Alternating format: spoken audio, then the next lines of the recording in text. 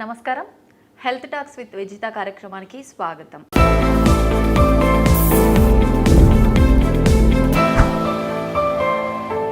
ప్రస్తుతం మనతో పాటు ఉన్నారు సీనియర్ యూరో సర్జన్ మరియు ప్రొఫెసర్, 30 సంవత్సరాల అనుభవం కలిగి ఉన్నవారు. వారెవరో కాదండి, డాక్టర్ జగదీశ్వర్ గారు. ఇప్పుడు సార్తో మాట్లాడి, సాధారణంగా కిడ్నీ సమస్యలు అనగానే చాలా మందిలో రకరకాల సమస్యలు అయితే తలెత్తుతూ ఉంటాయి. నిజంగా ఎటువంటి సమస్యలు అనంటే, కిడ్నీ పాడైంది అనగానే ఖచ్చితంగా ఫెయిల్ అయిపోయిందా, కిడ్నీ ట్రాన్స్ప్లాంటేషన్ అవసరమా, డయాలసిస్ అవసరమా, చిన్న చిన్న ప్రాబ్లమ్స్ కూడా పెద్దగా ఆలోచిస్తూ ఉంటారు. నిజంగా ఎటువంటి సమయంలో ట్రాన్స్ప్లాంటేషన్ అవసరం పడుతుంది, ఎటువంటి సమయంలో డయాలసిస్ అవసరం పడుతుంది, నిజంగా కిడ్నీ ప్రాబ్లమ్స్ ఎందుకు వస్తాయి, జెనెటిక్స్ పరంగా వస్తుంటాయా, మనం తీసుకునే ఆహారపు అలవాట్ల వల్ల, ఇలా రకరకాల ఆలోచనలు ఉంటాయి. ఇవన్నీ కూడా సార్తో మాట్లాడి క్లియర్గా తెలుసుకుందాం. నమస్తే సార్. నమస్కారం సార్. ముందుగా యూరాలజీ, నెఫ్రాలజీ, చాలా మందిలో ఈ రెండిటికి మధ్య అసలు తేడా ఏంటి, ఈ డాక్టర్స్ యూరాలజీ వాళ్ళు స్పెసిఫిక్గా ఎటువంటి వాటికి ట్రీట్ చేస్తుంటారు, నెఫ్రాలజీ వాళ్ళు దేనికి ట్రీట్ చేస్తుంటారు అనే ఒక చిన్న డౌట్ అయితే ఉంటుంది సార్. రెండింటి మధ్య తేడా ఏంటి సార్? నెఫ్రాలజీ అంటేను కిడ్నీకి సంబంధించిన మెడికల్ వ్యాధులు మెడిసిన్స్తో ట్రీట్ చేయడం నెఫ్రాలజీకి సంబంధించిన సబ్జెక్టు. ఓకే. యూరాలజీ అంటేను kidney, ureter, bladder and male genital organs, ఈ వీటికి సంబంధించిన శస్త్రచికిత్సపరమైన వ్యాధులను ట్రీట్ చేసేవాళ్ళు ఈరోజు. శస్త్రచికిత్సపరం అంటే ఆపరేషన్లు చేసేవాళ్ళు. Kidney operations, ureter operations, bladder operations, prostate operations, మరియు మేల్ జెనిటల్ ఆర్గాన్స్ అంటే పెనిస్ కానీ టెస్టిస్ కానీ వీటి ఆపరేషన్ చేసేవాళ్ళు యూరాలజిస్టులు. అంటే ఆపరేషన్స్ చేసేవాళ్ళు యూరాలజిస్టులు, సేమ్ ఆర్గాన్స్ పైన మెడికల్గా ట్రీట్ చేసేవాళ్ళు నెఫ్రాలజిస్టులు. ఓకే, ఇది తేడా రెండింటి మధ్య. Something like cardiologist and cardiothoracic surgeon. Cardiologist అంటే వాళ్ళు హార్ట్కి సంబంధించినవి మెడికల్గా మెడిసిన్స్తో ట్రీట్ చేస్తారు. వేరేజ్ కార్డియోథొరాసిక్ సర్జన్స్ ఆపరేషన్స్తో ట్రీట్ చేస్తూ ఉంటారు. ఏవైతే జబ్బులు కానీ వ్యాధులు కానీ ఆపరేషన్స్ అవసరం ఉంటాయో వాటిని ఆపరేషన్స్తో ట్రీట్ చేస్తారు. ఆపరేషన్స్తో ట్రీట్ చేసే వాళ్ళని యూరాలజిస్టులు అంటారు. నాన్ ఆపరేటివ్ మెథడ్స్ ట్రీట్ చేయడం సేమ్ ఆర్గాన్స్ వాళ్ళని నెఫ్రాలజిస్ట్. కిడ్నీకి సంబంధించి డయాలసిస్ చేయడం కానీ, మందులు ఇచ్చి ట్రీట్మెంట్ ఇవ్వడం కానీ నెఫ్రాలజిస్ట్ చేస్తారు. అదే కిడ్నీ పైన ఏదైనా స్టోన్ ఉంది అనుకోండి, లేదా క్యాన్సర్ ఉందనుకోండి, లేదా ఏదైనా జన్యుపరంగా కానీ పుట్టుకతో కానీ వచ్చిన కంజెనిటల్ ప్రాబ్లమ్స్ ఉంటే వాటిని ట్రీట్ చేయడం, ఆపరేషన్లతో ట్రీట్ చేయడం యూరాలజిస్ట్ చేస్తారు. యూరాలజిస్ట్ అంటేనే యూరో సర్జన్. అలా. ఓకే సార్, సాధారణంగా మగవారి విషయానికి వస్తే యూరినరీ ప్రాబ్లమ్స్ వాళ్ళకి ఎలాంటి ప్రాబ్లమ్స్ వచ్చే అవకాశం ఎక్కువగా ఉంటుంది? మగవాళ్లకు ఇన్ఫెక్షన్స్ వస్తాయి, బట్ ఆడవాళ్ళకు మగవాళ్ళకు ఇద్దరిని కంపేర్ చేస్తే మాత్రం ఆడవాళ్ళకి ఎక్కువగా యూరినరీ ట్రాక్ట్ ఇన్ఫెక్షన్స్ వస్తూ ఉంటాయి.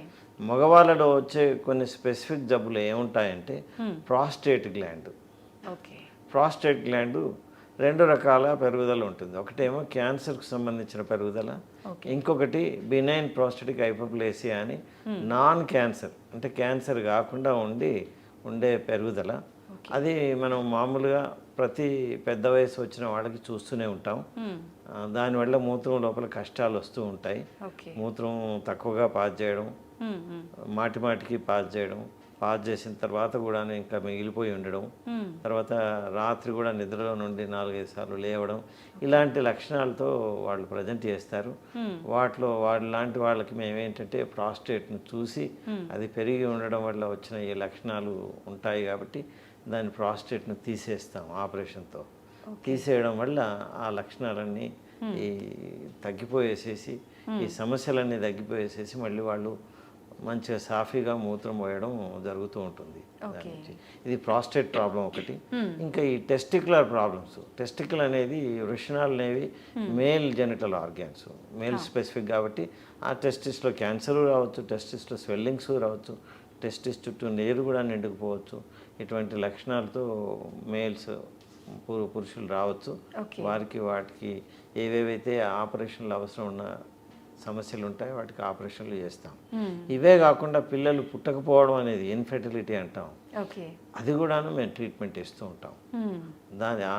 ఆ సమస్య వచ్చేసేసి చాలా కారణాల వల్ల వస్తూ ఉంటుంది.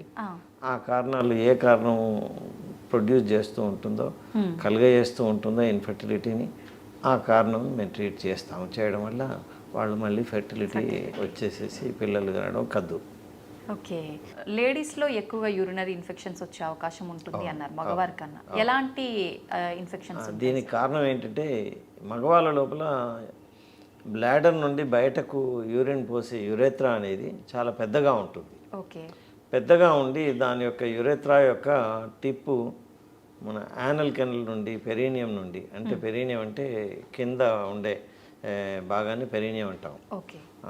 ఏదైతే ఎక్కడైతే యానల్ కెనలు, ఈ యూరినరీ ఆరిఫిస్, తర్వాత జెనటల్ ఆరిఫిస్ ఇవన్నీ ఉండే ఏరియాను పెరీనియం అంటాం. ఆ పెరీనియంకు ఈ మేల్ ఆరిఫిస్ చాలా దూరంగా ఉంటుంది. యురేత్రా చాలా లాంగ్గా ఉండడం వల్ల, పొడవుగా ఉండడం వల్ల ఇన్ఫెక్షన్స్ పైకి ఎక్కడం తక్కువగా ఉంటుంది. బట్ ఎటొచ్చి ఫిమేల్స్ లోపల మాత్రం ఈ యురేత్రా యొక్క బయట బహిర్గతంగా ఉండే ఆరిఫిసు, యానల్ ఆరిఫిస్ కానీ జెనటల్ ఆరిఫిస్ కానీ పక్కనే ఉంటుంది. పక్కనే ఉండడం వల్ల ఈ అసెండింగ్ ఇన్ఫెక్షన్స్ మోర్ కామన్గా ఉంటాయి. చాలా అరుదుగా కాకుండా చాలా ఫ్రీక్వెంట్గానే వస్తూ ఉంటాయి. ఫ్రీక్వెంట్గా వస్తూ ఉంటాయి. అందువల్ల ఫీమేల్స్ లోపల ఈ యూరినరీ ట్రాక్ట్ ఇన్ఫెక్షన్స్ ఎక్కువ రావడం, వాటిపైన జాగ్రత్త తీసుకోవడానికి ముందు నుండి ఫీమేల్స్కి మేము కౌన్సిలింగ్ చేయడం ఇది జరుగుతూ ఉంటుంది. ఓకే. ఇప్పుడు ఈ యూరినరీ ఇన్ఫెక్షన్స్ చాలా వరకు చిన్న చిన్న పిల్లల్లో కూడా చూస్తున్నాం కదా సార్, దీనికి రీజన్ ఏమై ఉంటుందంటారు? ఇదే రీజన్ అంటారు? పిల్లలలో ఏంటంటే కొన్ని మీరు ఇంత క్రితమే మనం మాట్లాడుతూ అనుకున్నాం పుట్టుకతో వచ్చే కొన్ని సమస్యలు ఉంటాయని. పుట్టుకతో కొన్ని సమస్యలు ఉంటూ ఉంటాయి. అందులోపల ఏంటంటే కొన్ని రిఫ్లక్స్ డిసీజ్ అని అంటాం. దానివల్ల ఏంటంటే యూరెటర్ అనే ఒక నాళం ఉంటుంది, ఏదైతే కిడ్నీ నుండి మూత్రం తీసుకొచ్చి బ్లాడర్లో వదిలే నాలిక ఉంటుందో దాన్ని యూరెటర్ అంటాం. అది దాంట్లో ఏంటంటే కిడ్నీ నుండి కిందకు వచ్చే ఒక యూని డైరెక్షనల్ పద్ధతి మాత్రమే ఉంటుంది. వీళ్ళ లోపల ఈ కంజంటల్ ప్రాబ్లమ్స్ ఉన్న వాళ్ళ లోపల రిఫ్లక్స్ డిసీజ్ అని బ్లాడర్లో ఉన్న యూరిన్ పైకి కిడ్నీకి ఎగదన్నుతూ ఉంటుంది. మామూలుగా అది జరగకూడదు, అది వాళ్ళ లోపల జరుగుతూ ఉంటుంది. ఆ కండిషన్ కానీ అప్పుడప్పుడు కొన్ని అబ్స్ట్రక్షన్స్, బ్లాడర్ అబ్స్ట్రక్షన్స్ వస్తూ ఉంటాయి వాళ్ళకి పుట్టుకతో.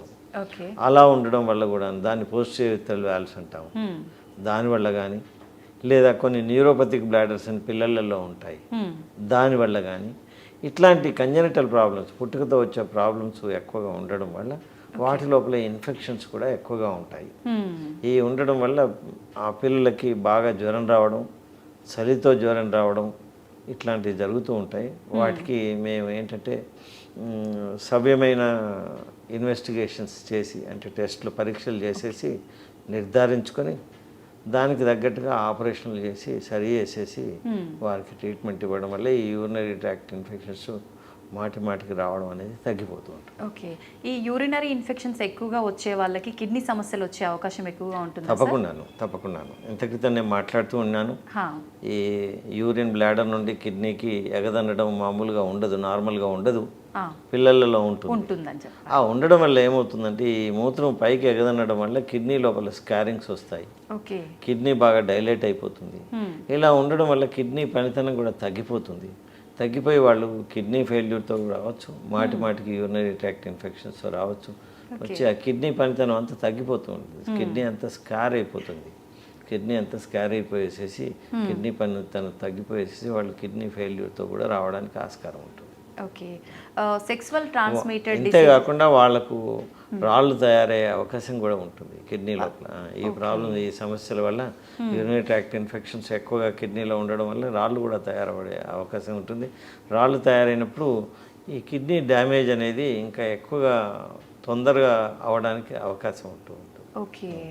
మనకు ముందుగానే సిమ్టమ్స్ తెలుస్తాయా సార్? ఇలా అంటే మనకు ఆల్రెడీ యూరిన్ ఇన్ఫెక్షన్ ఉంది, కిడ్నీలో స్టోన్స్ రెడీ అవ్వడానికి ముందు అలా సిమ్టమ్ ఏమన్నా తెలుస్తుందా సార్? కిడ్నీలో స్టోన్స్ ఉన్నప్పుడు అప్పుడప్పుడు చిన్నగా స్టోన్స్ కిడ్నీలో మూలలలో కూర్చొని ఉన్నప్పుడు ఎక్కువగా సిమ్టమ్స్ ఉండకపోవచ్చు. కానీ ఆ రాయి కొంచెం పెద్దగా తయారైతే ఈ పక్క లోపల నొప్పి వస్తూ ఉంటుంది. ఆ సేమ్ స్టోన్ మళ్ళీ అది కిడ్నీ నుండి కిందకి మూత్రనాళిక అంటాం, యురెటర్ అంటాం. ఆ యురెటర్లో ఒకవేళ పడిపోతే మాత్రం అక్కడ చాలా నొప్పి కలిగేస్తూ ఉంటుంది. అది ఓకే. ఆ నొప్పి చాలా తీవ్రంగా ఉండి భరించలేకుండా ఉంటుంది. దాన్ని యురెటరిక్ కోలిక్ అంటాం. సో అలా యురెటరిక్ కోలిక్ వచ్చినప్పుడు ఈ నడుము నుండి కింద జననేంద్రియాల వరకు తీవ్రమైన భరించలేని నొప్పి, అంటే పురిటి నొప్పులు ఎట్లా ఉంటాయో అదే రకమైన నొప్పి ఇక్కడ వస్తూ ఉంటుంది. వచ్చినప్పుడు అది మనం చాలా ప్రస్ఫుటంగా కనబడుతూ ఉంటుంది. దానికి తగ్గట్టుగా మనం యూరిన్ టెస్టు, అల్ట్రాసౌండ్ టెస్టు, ఇంకా కొన్ని సిటీ స్కాన్స్ ఇవి చేసేసేసి దాన్ని ట్రీట్మెంట్ చేయడం జరుగుతూ ఉంటుంది. తర్వాత బ్లాడర్లో రాయి వచ్చి బ్లాడర్లో పడిపోయినప్పుడు, బ్లాడర్లో రాయి ఉన్నప్పుడు మూత్రం బాగా మంటగా రావడం, మాటికి రావడం, అప్పుడప్పుడు మూత్రం రాకుండా ఆగిపోవడం, దాన్నే రిటెన్షన్ ఆఫ్ యూరిన్ అంటాం. ఇట్లాంటివి కూడా జరగడం జరుగుతూ ఉంటుంది. సో రాళ్ళు అనేవి ఈ పద్ధతిలో వాటి ప్రజెంటేషన్ ఉంటూ ఉంటుంది. ఓకే సార్, కొంతమందిలో అప్పుడే యూరిన్కి వెళ్ళొచ్చినా మళ్ళీ యూరిన్ వచ్చినట్టుగానే ఫీలింగ్ ఉంటుంది. అది ఎటువంటి సందర్భాల్లో ఉంటుందంటారు? యూరిన్ వెళ్ళొచ్చిన తర్వాత కూడా యూరిన్ ఇంకా మిగిలిపోవడం, అది యూరిన్ ఎప్పుడైతే మిగిలిపోతుందో అటువంటి లక్షణం ఉంటూ ఉంటుంది. మిగిలిపోవడం అనేది ఎప్పుడు జరుగుతూ ఉంటుందంటే, ఒకటి ఈ మూత్రం సంచి బయట ద్వారం ఉంటుంది. ఓకే. ఆ ద్వారం నేరో అయినప్పుడు, లేదా ఆ ద్వారం చుట్టూ ప్రాస్టేట్ లాంటి, మగవాళ్ళలో అయితే ప్రాస్టేట్ లాంటి గ్రంథి పెరగడం, లేదా ఒకటి యురేత్రా అని మూత్రనాళం ఉంటుంది. ఆ మూత్రనాళంలో స్ట్రిక్చర్ అనేది డెవలప్ అవ్వడం వల్ల, అంటే ఈ బ్లాడర్ నుండి బయటకు వచ్చే దారి మూసుకుపోవడాన్ని, దాన్ని మేము బ్లాడర్ అవుట్లెట్ అబ్స్ట్రక్షన్ అంటాం. ఈ బ్లాడర్ అవుట్లెట్ అబ్స్ట్రక్షన్ అనేది వేరియస్ డిసీజెస్ నేను ఇప్పుడు చెప్పినట్టుగా, అది ప్రాస్టేట్ వల్ల కావచ్చు, స్ట్రిక్చర్ వల్ల కావచ్చు, లేదా స్టోన్ వల్ల కూడా కావచ్చు. ఇట్లా అయినప్పుడు మూత్రం మొత్తం పాస్ అవ్వకుండా లోపల మిగిలిపోతూ ఉంటుంది. ఎప్పుడైతే యూరిన్ లోపల మిగిలిపోతూ ఉంటుందో అప్పుడు కొంతసేపట్లో మళ్ళీ నిండుకున్నట్టుగా ఫీలింగ్ వచ్చేసేసి మళ్ళీ పోవడానికి వెళ్తారు. వెళ్ళినప్పుడు అప్పుడు కూడాను మొత్తం పాస్ చేయలేకపోతారు, మిగిలిపోతూ ఉంటుంది. మళ్ళీ తొందరలోనే మళ్ళీ సెన్సేషన్ వస్తూ ఉంటుంది. మామూలుగా ఏంటంటే యూరినరీ బ్లాడర్ లోపల కొంత యూరిన్ అక్యుములేట్ అవ్వగానే ఆ యూరినరీ బ్లాడర్ యొక్క లక్షణం ఏంటంటే, మీకు యూరిన్ నిండిపోయింది, పాస్ చేయండి అని మెదడు నుంచి సంకేతాలు ఇస్తూ ఉంటుంది. యూరినరీ బ్లాడర్ నుండి సంకేతం మెదడుకు వెళ్తుంది, మెదడు నుండి మళ్ళీ ఆ ఫీలింగ్ వస్తూ ఉంటుంది, యూరిన్ నిండుకుంది, పాస్ చేయండి అని, whether it is male or female అని. సో యూరిన్ ఎప్పుడైతే మొత్తం పాస్ చేయకుండా లోపల మిగిలిపోతుందో మళ్ళీ ఆ సెన్సేషన్ ఇచ్చే వాల్యూమ్ తొందరగానే తయారవుతూ ఉంటుంది. ఎందుకంటే ఆల్రెడీ కొంత ఉండిపోయింది కాబట్టి మళ్ళీ తొందరగా వస్తూ ఉంటుంది. అలాంటి సెన్సేషన్ రాగానే మళ్ళీ పాస్ చేస్తారు. అన్ఫార్చునేట్లీ అబ్స్ట్రక్షన్ ఉండడం వల్ల మొత్తం పాస్ చేయలేకపోతారు, అలాగే మిగిలిపోతూ ఉంటుంది. సో ఇలా ఈ యూరినరీ ట్రాక్ట్ అబ్స్ట్రక్షన్స్ ఉన్నప్పుడు, లేదా ఇంకొకసారి ఏంటంటే అప్పుడప్పుడు ఈ న్యూరోపతిక్ బ్లాడర్స్ అని అంటాం. న్యూరోపతిక్ బ్లాడర్స్ లోపల సెన్సేషన్స్ ఉంటూ ఉండి కూడా కొన్ని న్యూరోపతిక్ బ్లాడర్స్ ఉంటాయి. వాళ్ళ లోపల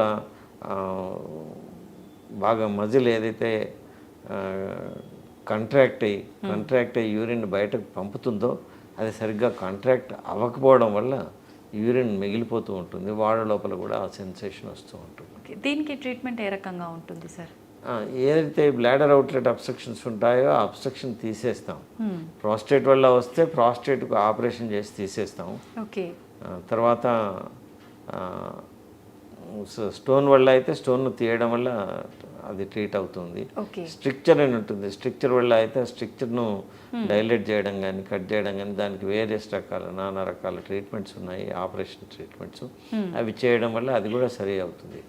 ఇలా సరి చేయడం వల్ల మళ్ళీ ఆ సెన్సేషన్ తగ్గిపోయేసేసి వాళ్ళు మూత్రం మొత్తం సాఫీగా పాస్ చేయడం, ఆ ఫీలింగ్ లేకుండా ఉండడం జరుగుతూ ఉంటుంది. ఓకే సార్, మామూలుగా ఇది ఎక్కువగా ఏజ్డ్ వాళ్ళలో చూస్తుంటాము. యూరిన్ మధ్యలో వాళ్ళు వెళ్ళేదాకా కూడా ఆగకుండా పడిపోతుంది అనేది, కానీ కొన్నిసార్లు నార్మల్ పీపుల్లో కూడా ఇలా జరుగుతుందని చెప్తుంటారు. ఇది ఎందుకని జరుగుతుందంటే? అది రెండు రకాలుగా ఉంటుంది పడిపోవడం, మూత్రం పడిపోవడం అనేది. మూత్రం పడిపోవడం ఒకటేంటంటే మూత్రం సంచికి అబ్స్ట్రక్షన్ ఉండి మూత్రం బాగా మొత్తం నిండుకుపోవడం, మూత్రం సంచి అలా మొత్తం నిండుకున్న తర్వాత, ఇంకా ఆ నిండుకున్న తర్వాత ఏదైతే కుండ బాగా నిండుకున్న తర్వాత పొర్లిపోతూ ఉంటుందో నీళ్ళు, అలాగ పొర్లిపోతూ ఉంటుంది కిందకి. దాన్ని ఓవర్ఫ్లో ఇన్కాంటినెన్స్ అంటాం. ఓకే. అది బాగా డిస్టెండ్ అయిపోయేసేసి కిందకి అవుతుంది. వచ్చేస్తుంది. ఇంకొక రకం ఏంటంటే అది మూత్రం సంచి నుండి వేరే రంధ్రం పడేసేసి, ఇప్పుడు ఫీమేల్స్ లోపల కొందరికి ఏమవుతుందంటే మూత్రం సంచి నుండి వెజైనాకి రంధ్రం పడిపోతూ ఉంటుంది. ఓకే. అది డిసీజెస్ వల్ల కావచ్చు, లేదా అప్పుడప్పుడు ఆపరేషన్లలో అయాట్రోజెనిక్ అంటే ఆపరేషన్లలో కొంత సమస్యలు వచ్చేసేసేసి ఈ మూత్రం సంచి నుండి వెజైనాకి కమ్యూనికేషన్ డెవలప్ అవుతూ ఉంటుంది. దాన్ని ఫిస్టులా అంటాం. ఇక్కడ ఇది మూత్రం సంచి. మూత్రం సంచి దగ్గర ఇక్కడ వచ్చేసేసేసి స్పింక్టర్ ఉంటుంది. ఓకే. స్పింక్టర్ అంటే అది క్లోజ్ చేసేస్తుంది. హా. నిండుకున్న మూత్రం బయటకి అనుకున్నప్పుడే, అవకాశం ఉన్నప్పుడే, మనం పోసినప్పుడే అది ఓపెన్ అవుతుంది, ఆ గేట్ ఓపెన్ అవుతుంది. ఓకే. సో అలా కాంటినెంట్ మెకానిజం అని అంటాం. ఆ స్పింక్టర్ ఓపెన్ అయినప్పుడే మూత్రం బయటకు వస్తూ ఉంటుంది. ఓకే. మామూలుగా మేల్స్ కానీ ఫీమేల్స్ కానీ ఎప్పుడైనా మూత్రం నిండుకున్నప్పుడు ఇక్కడ నుండి నర్వ్స్ ద్వారా మెదడుకి వెళ్తుంది. మెదడు నుండి అనుకూలమైన ప్లేసు, అనుకూలమైన పరిస్థితి ఉంది, మూత్రం పోసేసేమని సంకేతాలు వస్తాయి. రాగానే ఆ అప్రోప్రియేట్ అనుకూలమైన ప్లేస్ లోపల మూత్రం చేయడానికి సంకల్పించగానే ఇక్కడ ఉండే స్పింక్టర్ ఓపెన్ అవుతుంది. ఓకే. ఓపెన్ అవగానే ఈ మూత్రం బయటకి పోవడానికి దారి ఓపెన్ అవుతుంది. అప్పుడు ఈ మూత్రం సంచి లోపల ఉండే ఈ కండరాలు, ఇవన్నీ కండరాలు, ఓకే, అవన్నీ పిసికేస్తాయి మూత్రం సంచిని. అలా పిసకడం వల్ల, which we call it as contraction in English. Okay. So అలా పిసకడం వల్ల ఇక్కడ కలెక్ట్ అయిన మూత్రం దారి ఓపెన్ ఉంది కాబట్టి బయట పడిపోతుంది. ఓకే. సో ఇది కాంటినెంట్గా జరుగుతూ ఉంటుంది. అంటే ఓన్లీ అవసరం ఉన్నప్పుడే మూత్రం పోయడం జరుగుతూ ఉంటుంది. బట్ అప్పుడప్పుడు ఏమవుతుంది అంటే ఈ మూత్రం సంచి నుండి వెనకాల ఉండే వెజైనాకి కమ్యూనికేషన్ డెవలప్ అవ్వడం వల్ల ఈ మూత్రం దీన్ని బైపాస్ చేస్తూ అందులో పడిపోతూ ఉంటుంది. వెజైనా లోపల కాంటినెంట్ మెకానిజం ఏమి ఉండదు కాబట్టి బయటకు కారుతూ ఉంటుంది. సో అది కూడా ఒక రకమైన లీకేజ్ ప్రాబ్లం. ఇంత క్రితం నేను ఓవర్ఫ్లో ఇన్కాంటినెన్స్ అంటే ఒకటి చెప్పాను, ఇదొక రకం. ఇంకొక రకం ఏంటంటే ఈ కండరాలకు మాటిమాటికి కాంట్రాక్ట్ అయ్యే అలవాటు డెవలప్ అవుతూ ఉంటుంది. అది ఎలాంటి సందర్భాల్లో? దాన్ని అంటే ఓవర్ యాక్టివ్ బ్లాడర్ అని అంటాం. ఓకే. ఓఏబి అంటాం, ఓవర్ యాక్టివ్ బ్లాడర్. అది కొన్ని ఇన్ఫెక్షన్స్ వల్ల కావచ్చు, కొన్ని న్యూరలాజికల్ ప్రాబ్లమ్స్, నర్వ్స్ ప్రాబ్లమ్స్ వల్ల కావచ్చు, అలా అవుతూ ఉంటుంది.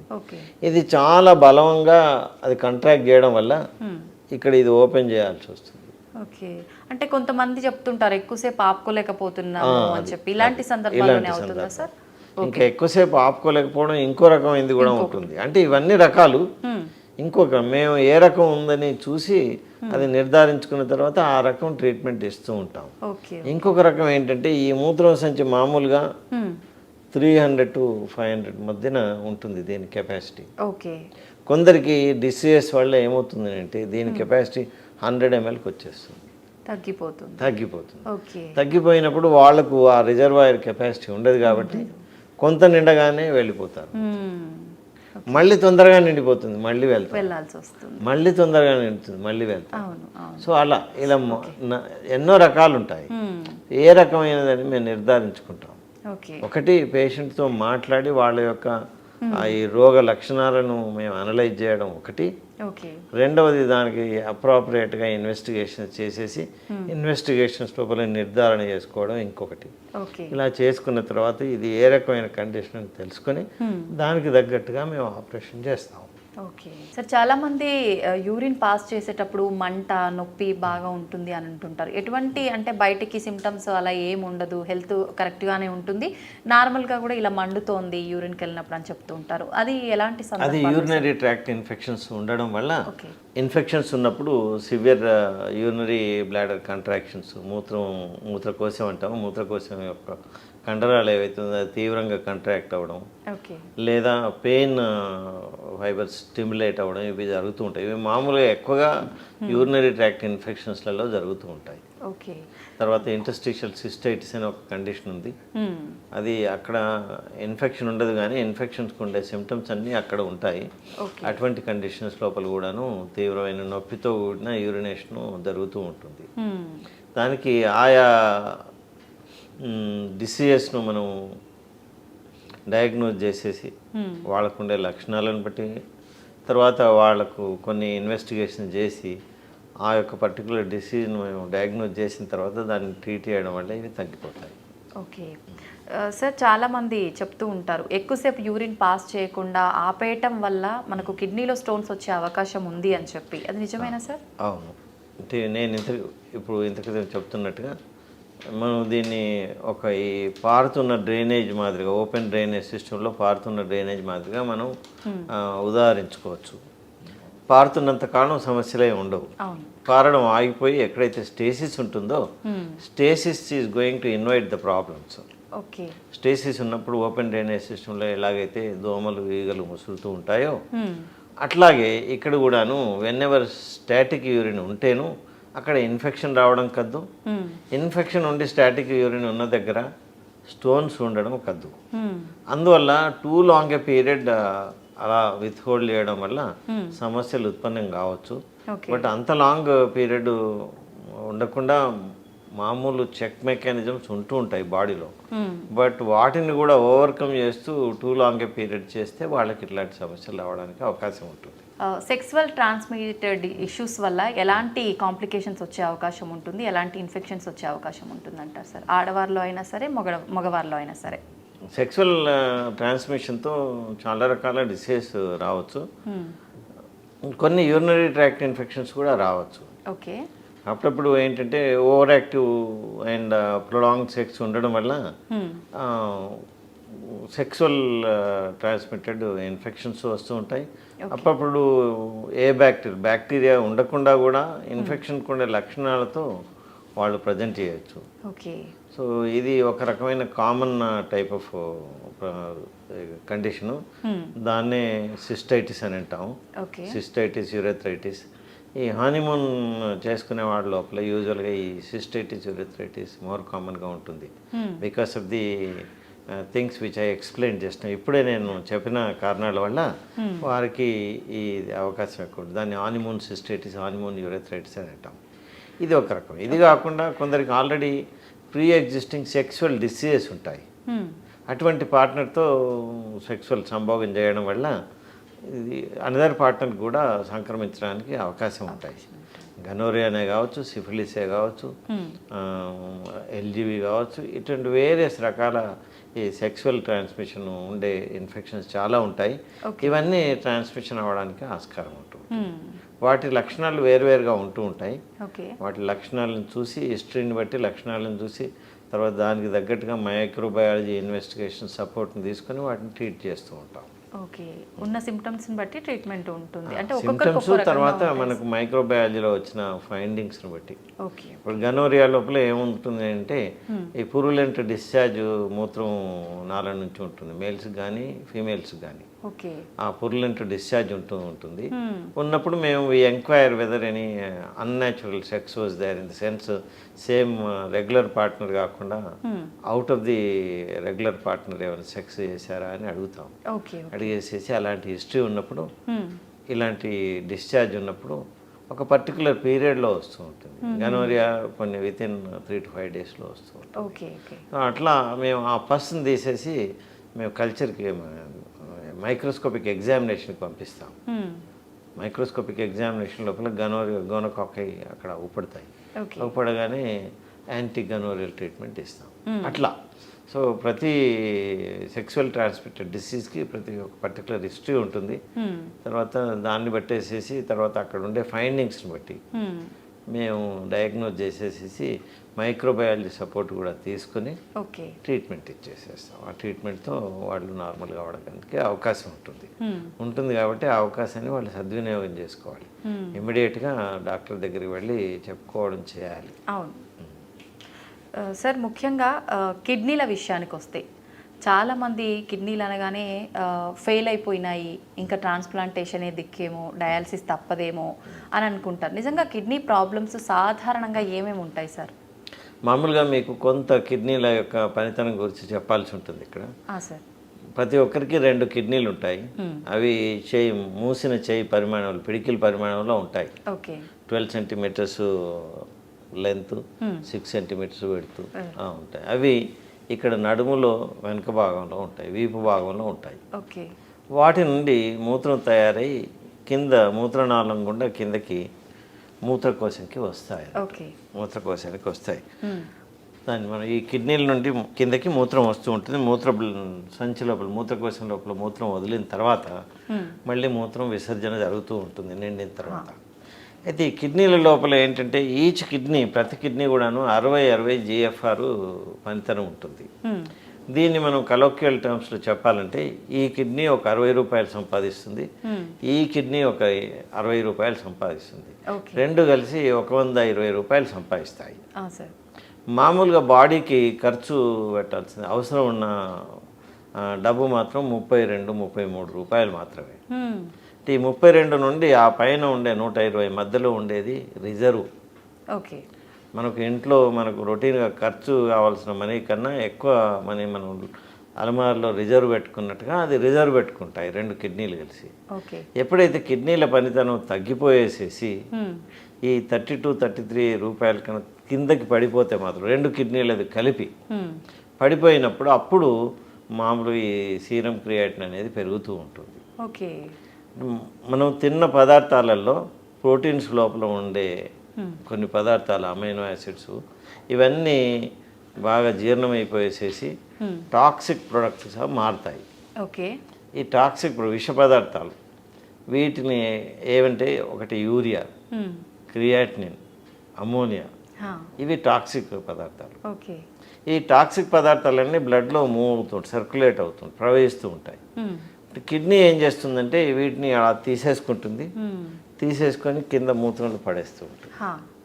కంటిన్యూస్గా ఈ పని చేస్తూనే ఉంటుంది. ఇలా తీసుకుంటుంది, అలా పడేస్తూ ఉంటుంది. ఎప్పుడైతే కిడ్నీ ఈ పని తను ఆగిపోయింది అనుకోండి, ఆగిపోయినప్పుడు ఈ రక్తం లోపల ఉండే యూరియా కానీ, క్రియాటిన్ కానీ, అమ్మోనియా కానీ ఇవి తీసుకోబడవు, అలాగే పెరిగిపోతూ ఉంటాయి. సో వాటి యొక్క నార్మల్ వాల్యూస్ ఎంతో మనకు తెలుసు. సో ఎప్పుడైతే పెరిగిపోతున్నాయో దాని అర్థం ఏంటంటే కిడ్నీ పనిచేయట్లేదు అని అర్థం. ఓకే. మామూలుగా 33 GFR ఉండే వరకు, అంటే ఈ 33 రూపాయల కన్నా తక్కువ సంపాదన అయినప్పుడే, 33 కన్నా తక్కువ వర్క్ చేసినప్పుడే 2 కిడ్నీలు కలిసి అప్పుడే క్రియాటిన్ పెరగడం జరుగుతూ ఉంటుంది, యూరియా పెరగడం జరుగుతూ ఉంటుంది, అమ్మోనియా పెరగడం జరుగుతుంది. అంటే అంత రిజర్వ్ తగ్గిపోవాలి, దగ్గర 87 రూపాయలు ముందు రిజర్వ్ వెళ్ళిపోవాలి. అంటే 32 నుండి 120 మధ్యలో ఉండేవి 87 రూపాయలు. ఆ 87 GFR తగ్గిపోవాలి, రిజర్వ్ తగ్గిపోవాలి. తగ్గిపోయి 32 కన్నా తక్కువ అవుతూ ఉండాలి. ఉన్నప్పుడే ఈ సీరం క్రియాటిన్ రేజ్ అవుతూ ఉంటుంది. అంటే అలా రక్తం నుండి తీసి మూత్రంలో పడేసే తత్వం తగ్గిపోతూ ఉంటుంది. ఎప్పుడైతే అది 5 వరకు కానీ 10 వరకు కానీ తగ్గిపోయింది అనుకోండి, అప్పుడు దాన్ని కంప్లీట్ రీనల్ ఫెయిల్యూర్ అని అంటాం. అలా 5-10 కన్సిస్టెంట్గా అలాగే ఉండిపోయింది చాలా రోజుల నుండి ఉంటే అప్పుడు మనం దాన్ని ఎండ్ స్టేజ్ డిసీజ్ అంటాం. ఈ క్రానిక్ కిడ్నీ డిసీజ్ లోపల ఎండ్ స్టేజ్ వచ్చిందంటాం. ఆ 5-10 కన్నా కన్సిస్టెంట్గా తక్కువ ఉన్న వాళ్ళకి మనం ఈ కిడ్నీ చేయాల్సిన పనిని ఇవ్వాల్సి ఉంటుంది.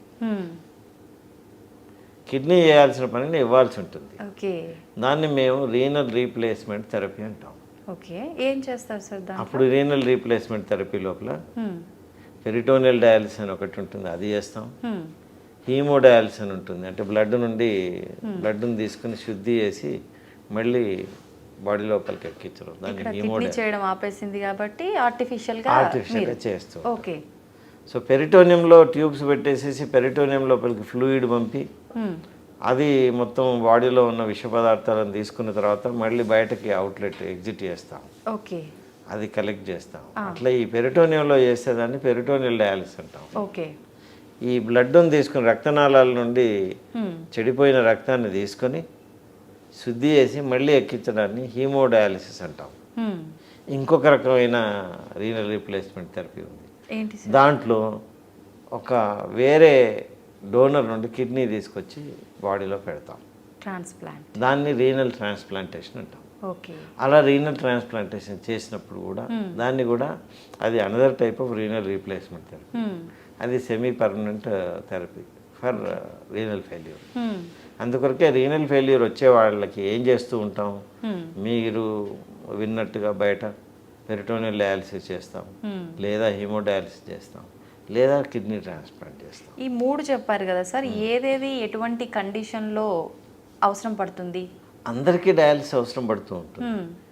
అందరికీ డయాలసిస్ అవసరం ఉన్న వాళ్ళకి ఫిట్నెస్ ఉందా లేదా అని చూస్తాం. ఓకే. పేషెంట్ ఫిట్గా ఉంటే ఫిట్గా ఉన్న ప్రతి పేషెంట్కి కిడ్నీ ట్రాన్స్ప్లాంట్ వెళ్ళమని చెప్తాం. ఓకే. అంటే ప్రతి ఒక్కరికి హీమోడయాలసిస్ కానీ పెరిటోనియల్ డయాలసిస్ కానీ చేస్తాం రెగ్యులర్గా. అంటే ఎవరికి ఏది చేస్తాం అనేది కొంచెం డీటెయిల్గా వెళ్ళాల్సి వస్తూ ఉంటుంది. ఎవరికైతే హీమోడయాలసిస్ కుదరదో, ఈ రక్తనాళాలది మనకు ఏదైతే యాక్సెస్ ప్రాబ్లమ్స్లోకి వెళ్తుందో అప్పుడు పెరిటోనియల్ డయాలసిస్ చేస్తాం. లేదా కొందరు ఇంటి దగ్గరే ఉండి చేయించుకుంటామని అంటే there is one method called, ఒక పద్ధతి ఉంది, దాన్ని ఏమంటామంటే కంటిన్యూస్ అంబులేటరీ పెరిటోనియల్ డయాలసిస్ అంటే CAPD అంటాం. అది ఇంటి దగ్గర చేసుకోవచ్చు, ఎవరికి వాళ్ళు. అంటే మనం నేర్పిస్తాం వాళ్ళకి, ట్రైనింగ్ ఇస్తాం పేషెంట్కి. పెరిటోనియం లోపల ఒక క్యాథెటర్ పెట్టేసేసి, అది సెమీ పర్మనెంట్ క్యాథెటర్ పెడతాం. పెట్టేసేసి ఒక టెక్నీషియన్ పంపి పేషెంట్కి అంతా నేర్పించేసేసి ఎంత ఫ్లూయిడ్ పెరిటోనియంలోకి పంపాలి, అది ఎంతకాలం తర్వాత బయటకి డ్రైన్ చేయాలి అని అన్నీ నేర్పిస్తాము. అది స్టెరైల్ పద్ధతిలో ఎలా హ్యాండిల్ చేయాలి దాన్ని అన్నది కూడా నేర్పిస్తాం. చేయడం వల్ల పేషెంట్ ఇంటి దగ్గర ఉండి తను చేసుకోవడం కుదురుతుంది. కొంత అవసరం ఉన్నప్పుడు మేము టెక్నీషియన్స్ పంపించి ఆ టెక్నీషియన్స్ కలిసి చేయిస్తూ ఉంటాం. ఎంతసేపు ఉంటుంది సార్ ఈ డయాలసిస్ ప్రాసెస్ అనేది? అది డిపెండ్స్ అపాన్ ది బ్లడ్లో ఉన్న పరిస్థితిని బట్టి ఉంటుంది. కొందరికి అంటే 2 గంటల నుండి 4 గంటల వరకు చేస్తూ ఉంటాం. కొందరికి ప్రతిరోజు అవసరం ఉంటుంది. ఎక్కువ మందికి ఒక దినం తప్పి ఇంకొక దినం, అంటే ఆల్టర్నేట్ డేస్లో చేస్తూ ఉంటాం. ఇంకా కొందరికి ఎవ్రీ 3rd డే కానీ ఎవ్రీ 4th డే కానీ రిక్వైర్మెంట్ బట్టి మేము అది తయారు చేస్తాము. ఆ ఇంటర్వెల్ ఆ రిక్వైర్మెంట్ అనేది చూడడానికి యూజువల్గా నెఫ్రాలజిస్ట్ చేస్తారు. బ్లడ్లో ఉండే పారామీటర్స్, వారి పేషెంట్లో ఉండే లక్షణాలను బట్టి, పేషెంట్ చాలా ఉబ్బిపోయి ఉన్నారు, లేదా పేషెంట్కి ఏంటంటే లోపల పొటాషియం చాలా పెరిగిపోయింది, క్రియాటినిన్ చాలా పెరిగిపోయింది, తర్వాత అసిడోసిస్ కూడా చాలా ఉంది, ఇటువంటి లక్షణాలన్నీ మేమంటే కొన్ని పారామీటర్స్ ఉంటాయి. ఆ పారామీటర్స్కి ఉండే తీవ్రతను బట్టి duration of the dialysis decide చేస్తాం. తర్వాత ఇంటర్వెల్ బిట్వీన్ ది డయాలసిస్ కూడా నిర్ణయం చేస్తాం. ఓకే సార్, ముఖ్యంగా ఇప్పుడు ట్రాన్స్ప్లాంట్ అన్నారు కాబట్టి ఎలా ఉంటుంది సార్ ఈ ప్రాసెస్ అంతా? మేము విన్నంత వరకు చాలా వరకు రిజెక్ట్ అవుతూ ఉంటుంది, మ్యాచ్ అవ్వదు, చాలా రకాల ఇబ్బందులు ఉంటాయి ట్రాన్స్ప్లాంట్ అనగానే అని చెప్తుంటారు కదా సార్, ఇదంతా నిజమేనా? ఇప్పుడు there are many types of transplantations. ఒకటేమో లైవ్ ట్రాన్స్ప్లాంటేషన్ అంటాం. లైవ్ ట్రాన్స్ప్లాంటేషన్ లోపల లా ప్రకారం ఓన్లీ లైవ్ రిలేటెడ్ పీపుల్ నుండే తీసుకోవాలి. ఈ ట్రాన్స్ప్లాంటేషన్కు సంబంధించి రిలేటెడ్ అంటే సహోదరులు, సిబ్లింగ్స్, తల్లిదండ్రులు, parents, are offsprings, children. అంటే ఒక 55 years అతనికి రీనల్ ఫెయిల్యూర్ వచ్చింది, ఆయన చైల్డ్ 30 years ఉన్నారనుకోండి, 30 years child can give. So children also can give. తల్లిదండ్రులు, చిల్డ్రన్, సహోదరులు, siblings, that we call it in English is of springs, parents, of springs, parents and siblings. ఇది కాకుండా దో spouse genetically unrelated ఉన్నప్పటికీ emotionally very close కాబట్టి లా ప్రకారం spouse కూడాను ఇవ్వచ్చు.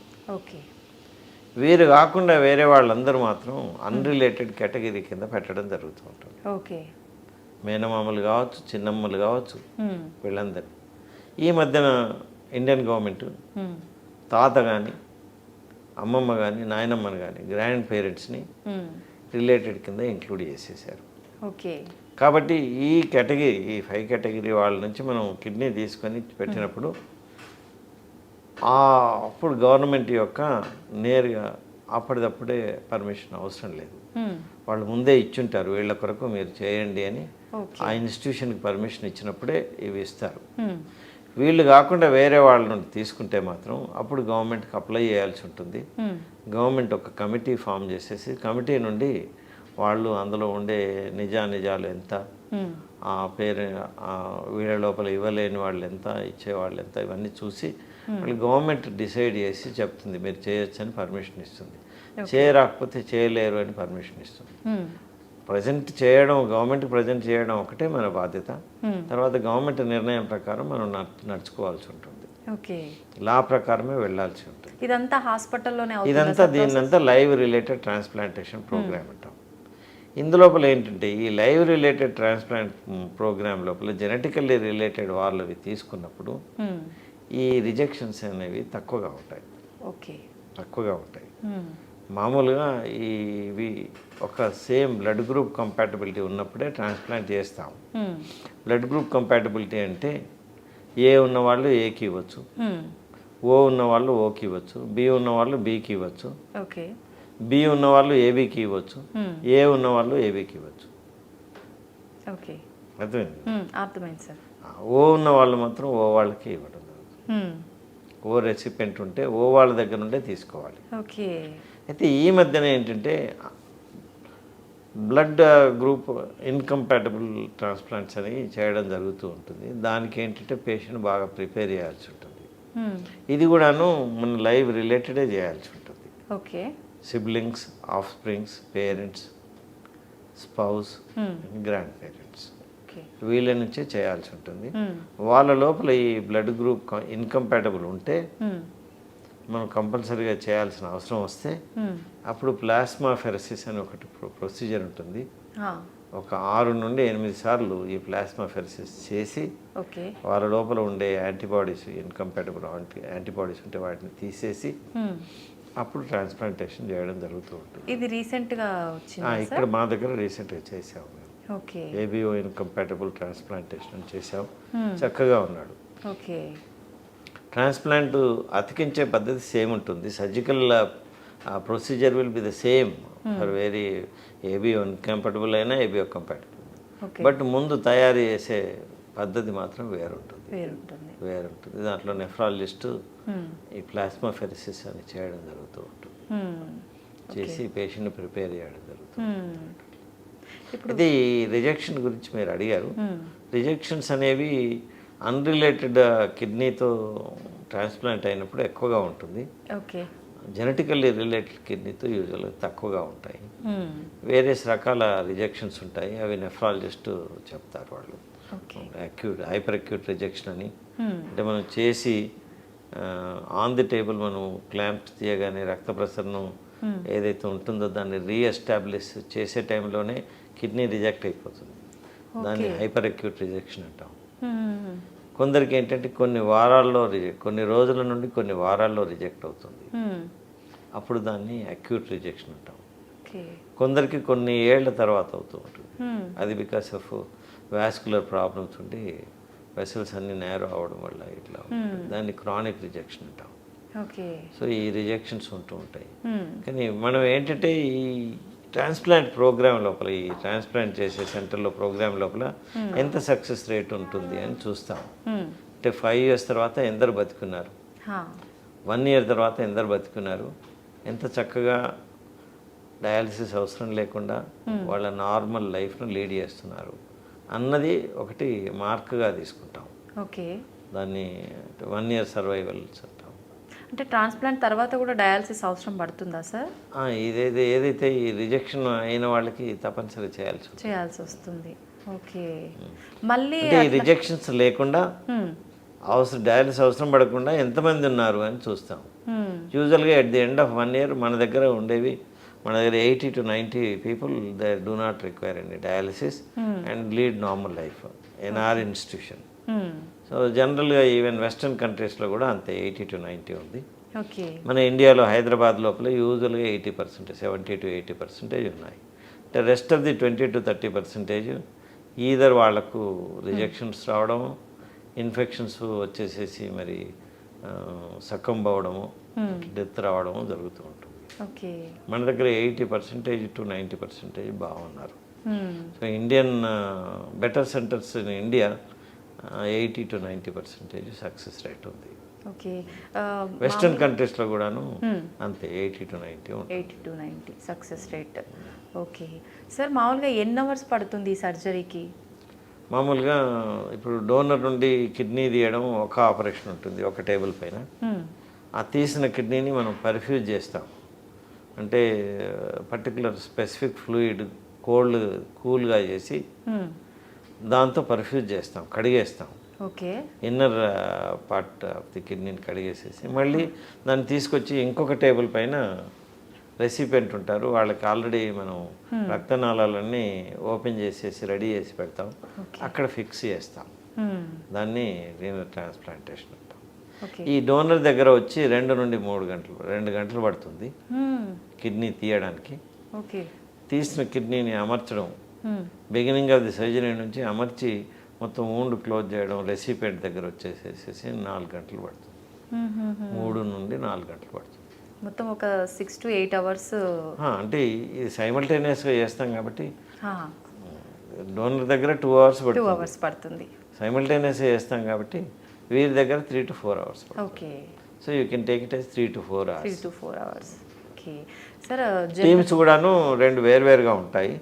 అప్పుడప్పుడు హ్యాండ్స్ తక్కువగా ఉన్నప్పుడు కానీ, లేదా ఈ రీనల్ ట్రాన్స్ప్లాంట్ చేస్తున్న సర్జన్ తను డోనర్ చేసుకోవాలని అనుకున్నప్పుడు 2 వైపులా వెళ్ళడం జరుగుతూ ఉంటుంది. బట్ టైం అంతే ఉంటుంది. సార్, మామూలుగా డోనర్ దగ్గర నుంచి మనం తీసుకునే ఆ ప్రాసెస్ అంతా 2 hours పడుతుంది అన్నారు కదా. తీసుకున్న తర్వాత వెంటనే ఇక్కడ మనం ట్రాన్స్ప్లాంట్ చేసే ముందు ఆ సమయం అనేది ఖచ్చితంగా ఇంత సమయంలో చెయ్యాలి దాని అంటే మేము అంటే 2 రకాల సమయాలు ఉంటాయి. ఒకటేమో వామ్ ఇస్కేమియా టైం అంటాము, ఇంకోటి కోల్డ్ ఇస్కేమియా టైం అంటాము. ఈ 2 కూడా తక్కువగా ఉండాలి. ఎంత తక్కువగా ఉంటే అంత సక్సెస్ బాగుంటుంది. ఎస్పెషల్లీ వామ్ ఇస్కేమియా టైం అనేది చాలా తక్కువగా ఉండాలి. వామ్ ఇస్కేమియా టైం అని అంటే ఇప్పుడు మన లోపల ప్రతి ఆర్గాన్ కూడా బ్లడ్ వెళ్తూ ఉంటుంది. బ్లడ్ మళ్ళీ వెళ్ళి వాడుకున్న బ్లడ్ మళ్ళీ సిరల ద్వారా అంటే వెయిన్స్ ద్వారా బయటకు వచ్చేస్తుంది. సో కంటిన్యూస్గా బ్లడ్ వెళ్తూనే ఉంటుంది, ఆక్సిజనేషన్ జరుగుతుంది. ఎప్పుడైనా ఆపామనుకోండి, ఆపితే ఆర్గాను కొంతకాలం భరించగలుగుతూ ఉంటుంది, ఆ కొంతకాలం తర్వాత చచ్చిపోతుంది. కరెక్టే సార్. సో ప్రతి ఒక్క ఆర్గాన్కి ఒక్కొక్క టైం ఉంటుంది. కిడ్నీకి వచ్చేసేసి 20 నుండి 30 నిమిషాలు, మ్యాక్సిమం 30 నిమిషాలు. ఓకే. అది ఎంత అతి తక్కువగా ఉంటే అంత మంచిది. అది సంథింగ్ లైక్ మనం ఆక్సిజన్ ఇవ్వకుండా స్ట్రాంగులేట్ చేసినట్టుగా మన కిడ్నీని స్ట్రాంగులేట్. అంతే. అది మేము ఎంత తక్కువగా ఉంటే అంత మంచిదని 2 నిమిషాలు 3 నిమిషాల కన్నా ఎక్కువ అవ్వకుండా చూస్తాం. ఓకే. అయితే అది ఏంటి ఎట్లా, మనం డోనర్కి దగ్గర కిడ్నీ తీసుకుంటున్నప్పుడు మనం ఏదైతే రక్తనాళాల పైన క్లాంప్ వేస్తామో వేసినప్పుడు అది టైం స్టార్ట్ అవుతుంది. ఓకే. రక్త ప్రసరణ అప్పుడు ఆగిపోతుంది.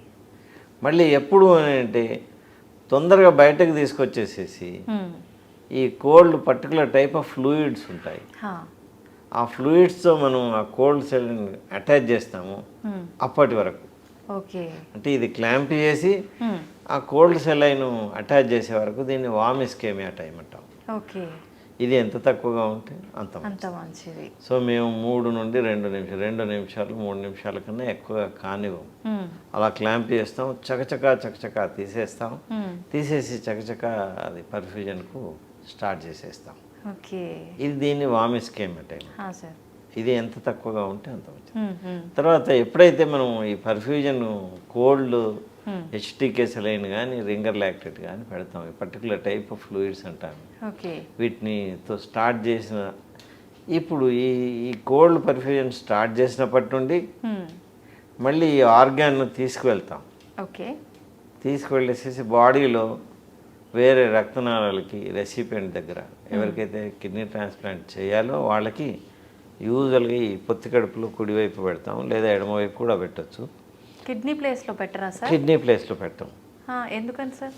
అది ఇక్కడ ఉండే రక్తనాళాలు చక్కగా ఉంటాయి. ఓకే. కిడ్నీ ప్లేస్లో దాని ఒరిజినల్ ప్లేస్లో ఉన్న కిడ్నీని అలాగే ఉంచుతాం. దాన్ని నేటివ్ కిడ్నీ అంటాం. ఓకే. ఆ నేటివ్ కిడ్నీని అట్లాగే ఉంచేసేసి కింద ఈ పొత్తి కడుపు లోపల రైట్ సైడ్ పెడతాం ఆర్ లెఫ్ట్ సైడ్ పెడతాం. ఓకే. అక్కడ మేము ఏంటంటే అక్కడ ఈ ఏదైతే ఈ కాలుకు వచ్చే రక్తనాళాలు ఉంటాయో వాడిని ఐలెక్ ఆర్టరీస్, ఐలెక్ వెయిన్స్ అంటాం. ఓకే. ఐలెక్ ఆర్టరీకి అటాచ్ చేసేస్తాం. ఈ కిడ్నీ నుండి తీసుకొచ్చే రక్తాన్ని తీసుకొచ్చే వెయిన్ని ఐలెక్ వెయిన్కి అటాచ్ చేస్తాం. ఓకే. సో దీన్ని end to side and end to side అంటాం. అప్పుడప్పుడు ఆర్టరీకి ఏంటంటే ఇంటర్నల్ ఐలెక్ ఆర్టరీ అని ఉంటుంది. దాన్ని మేము ట్రాన్సెక్ట్ చేసేసి అంటే కట్ చేసేసేసి దాన్ని మేము అటాచ్ చేస్తాం, ఎండ్ టు ఎండ్ అని అంటాం.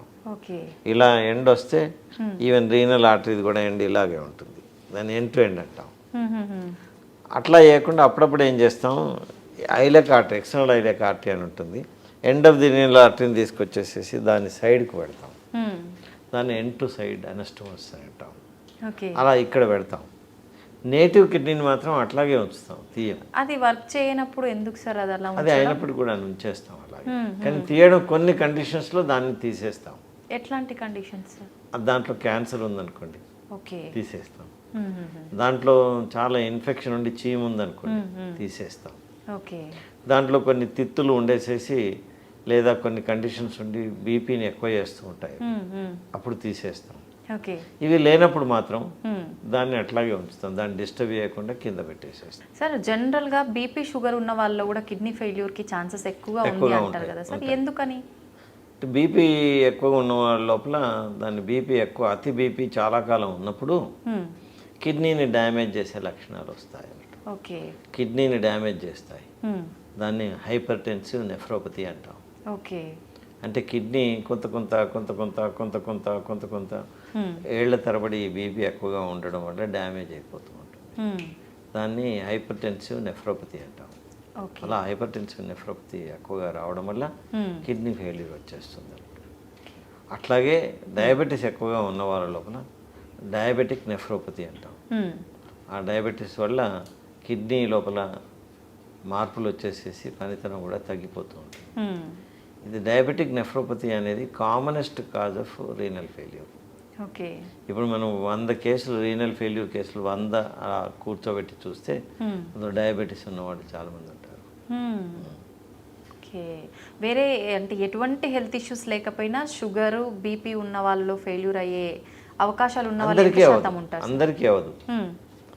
బీపీ ఇప్పుడు నార్మల్గా ఒక 100 మందిని నార్మల్గా ఉన్న వాళ్ళని నిలబెట్టేసేసి 100 మంది బీపీ ఉన్న వాళ్ళని నిలబెడితే కొందరు లోపల అవుతుంది. ఓకే. కొందరిలో అవుతుంది, అంటే బీపీ అనేది ప్రొడ్యూస్ చేస్తూ ఉంటుంది, కానీ అందరికీ నెఫ్రోపతి ఇవ్వదు. ఓకే. తక్కువ మందికే ఇస్తుంది, కానీ అది ఆ డిసీజు కిడ్నీని డ్యామేజ్ చేస్తుంది. ఓకే.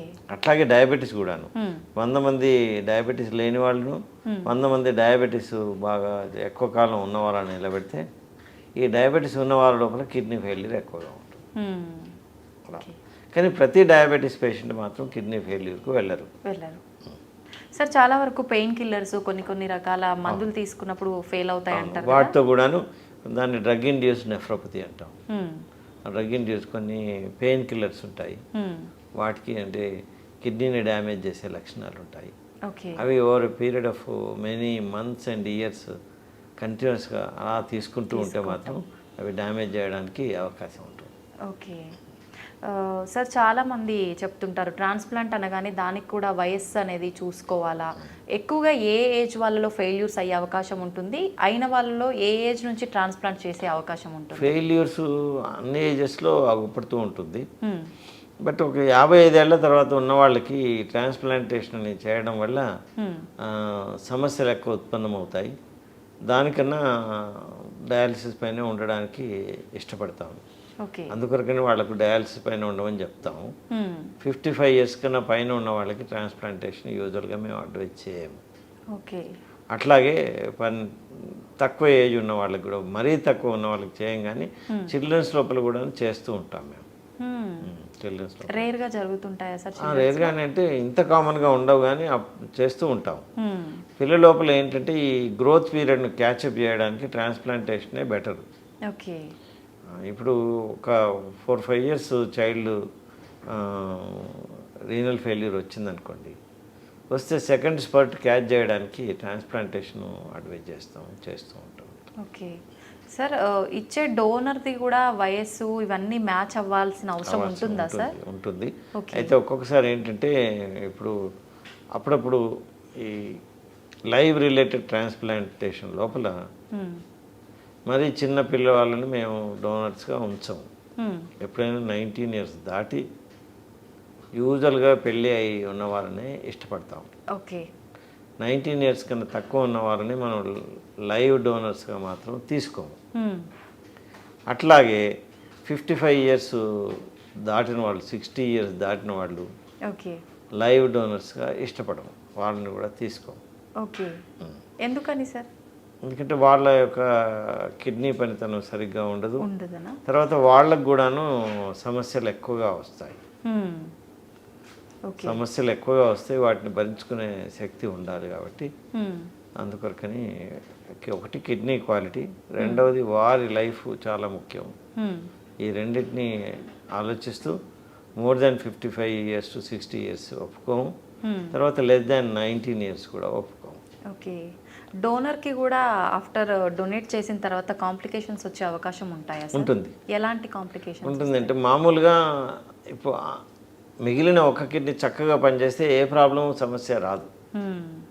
అవును సార్. ఇంత క్రితం నేను చెప్పినట్టుగా ఈ 120 రూపీస్ రెండు కలిసి ఎర్న్ చేస్తాయి. ఒక కిడ్నీ 60 రూపీస్ ఎర్న్ చేస్తుంది. మనకు అవసరం ఉన్నది మాత్రం 33 రూపీసే అని చెప్పాను. 32-33 రూపీస్. ఒక కిడ్నీ ఉన్నప్పుడు 60 ఉంటుంది, ఇంకో కిడ్నీ లేని క్రమం లోపల అది కొంత ఓవర్ వర్క్ కూడా చేస్తుంది, 70కి అట్లా వస్తూ ఉంటుంది. 70 GFR ఉన్న వాళ్ళకి ఏ సమస్య ఉండదు. ఎప్పుడైతే అందులోపల ఈ కిడ్నీ లోపల ఏదైనా డిసీజ్ వచ్చిందనుకోండి, వాళ్ళకి మళ్ళీ బీపీ వచ్చేసేసి నెఫ్రోపతి రావడం కానీ, డయాబెటీస్ వచ్చేసేసి నెఫ్రోపతి రావడం కానీ, అందులో స్టోన్ వచ్చేసేసేసి నెఫ్రోపతి రావడం కానీ, లేదా క్యాన్సర్ వచ్చేసేసి ఆ కిడ్నీ తీయాల్సి రావడం కానీ, ఇట్లాంటివి వచ్చినప్పుడు వాళ్ళకు మళ్ళీ కిడ్నీ చాలా చెడిపోతే డయాలసిస్ చేయడం, అక్కడ మళ్ళీ 30-33 GFR కన్నా తగ్గినప్పుడు క్రియాటిన్ పెరుగుతూ ఉంటుంది. 5 to 10 కన్సిస్టెంట్లీ తక్కువగా ఉన్నప్పుడు వాళ్ళకి రీనల్ రీప్లేస్మెంట్ థెరపీ, డయాలసిస్ కానీ రీనల్ ట్రాన్స్ప్లాంటేషన్ కానీ చేయాల్సిన అవసరం ఉంటుంది. ఇప్పుడు మా దగ్గర ఒక పేషెంట్ ఉన్నారు, ఆవిడ జ్యోతి అని. ఆవిడ ఏంటంటే ఆవిడ ఏం చేసింది, వాళ్ళ హస్బెండ్కి కిడ్నీ డొనేట్ చేసింది. చేసిన తర్వాత ఈవిడకి నెఫ్రోపతి వచ్చింది. Over period of 15 years to 20 years తర్వాత ఆ ఉన్న కిడ్నీ సరిగ్గా పనిచేయలేకపోవడం వల్ల ఆవిడకు మేము ట్రాన్స్ప్లాంటేషన్ చేయాల్సిన అవసరం పడింది. బట్ ఇది అందరిలో జరగదు, ఇది వేలల్లో ఒక్కరికి జరుగుతూ ఉంటుంది, అందరు అరుదుగా ఉంటుంది. మామూలుగా మిగిలిన ఒక్క కిడ్నీతో చక్కగా లైఫ్ సాగిస్తారు. వాళ్ళకి మోర్ దెన్ 33 GFR ఉన్నప్పుడు ఏ సమస్య రాదు, వాళ్ళు బాగా ఉంటారు. రేర్గా కొందరిలో అరుదుగా మాత్రం వాళ్ళకు ఈ నేను చెప్పిన డిసీజెస్ వాళ్ళ ప్రాబ్లం వచ్చే సమస్యలు వచ్చి వాడికి కూడా డయాలసిస్ కానీ అదర్ రీనల్ రీప్లేస్మెంట్ థెరపీ అవసరం ఉంటుంది. అది రేర్గా అవసరం ఉంటుంది. ఆ రేరిటీ మా దగ్గర లాస్ట్ టైం ట్రాన్స్ప్లాంట్ చేసాము. పేషెంట్ ఉన్నారు ఇప్పటికి. సార్, సాధారణంగా మహిళల్ని తీసుకుంటే వీళ్ళకు సంబంధించి యూరాలజీలో ఎటువంటి ఇష్యూస్ వస్తాయి? దీనికి సంబంధించి సర్జరీస్ కూడా ఉంటాయా? ట్రీట్మెంట్ ఏ రకంగా ఉంటుంది సార్? మామూలుగా యూరాలజీలో కొన్ని కామన్ ప్రాబ్లమ్స్ ఉంటాయి, అవి పురుషులకు కానీ మహిళలకు కానీ సేమ్ ఉంటాయి. సంథింగ్ లైక్ కిడ్నీ లోపల స్టోన్స్ రావడం ఇద్దరికి వస్తాయి, కిడ్నీలో క్యాన్సర్స్ రావడం ఇద్దరికి వస్తాయి, కిడ్నీలో కొన్ని పుట్టుకతో వచ్చే సమస్యలు PUJ అబ్స్ట్రక్షన్స్ అట్లాంటివి అంటాం, అవి ఇద్దరికి వస్తాయి.